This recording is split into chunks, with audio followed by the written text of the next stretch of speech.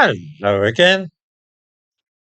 I dare say that readers have seen the name of the French town of Gravelines in the news lately. It has become a popular location on the coast from which to launch vessels which are part of the slow motion invasion of England being undertaken as part of a strategy of asymmetric warfare against our nation. Over 1,000 young men arrived from Gravelines yesterday, aided and abetted by fifth columnists and traitors working on behalf of a treasonous British regime, which puts many of us in mind of Vichy France. It is interesting to contrast what is happening now at Gravelines with what we did in 1588, when various seagoing barges and ships were being assembled at nearby Calais with a view to sailing across the English Channel and invading England, an enterprise known today as the Spanish Armada, of course. On August the 6th, 1588, when the fleet we now call the Spanish Armada had anchored at Calais, many small boats were also being assembled there, which would carry thousands of young men across the English Channel. Unless swift action was taken, England might fall. The Duke of Parma had not yet begun to embark his troops onto the barges which would take them across the Channel to England. He was waiting the arrival of more ships.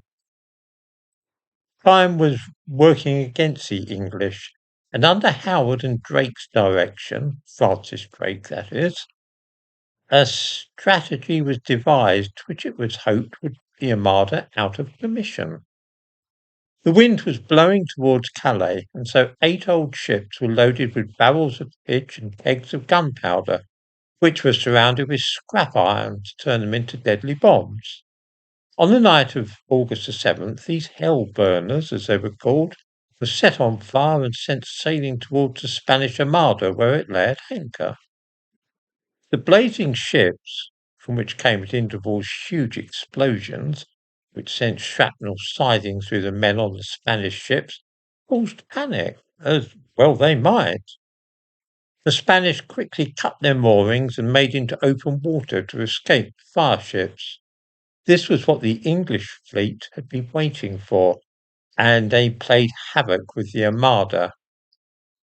After the fierce Battle of Gravelines which ensued, the Spanish were forced to retreat into the North Sea. Only 3 Spanish ships were actually sunk in the encounter.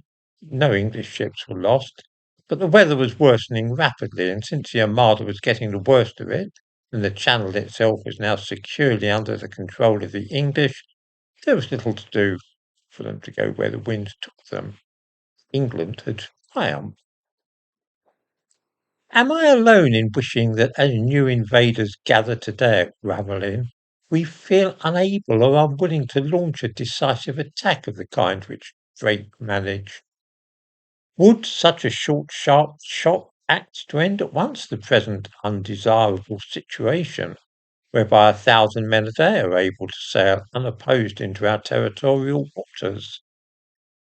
If only we had a man in charge of 10 Downing Street, aided by other men in the War Office or Ministry of Defence or whatever they call it these days, it would be possible to end in a day the relentless wave of small vessels currently leaving Gravelines.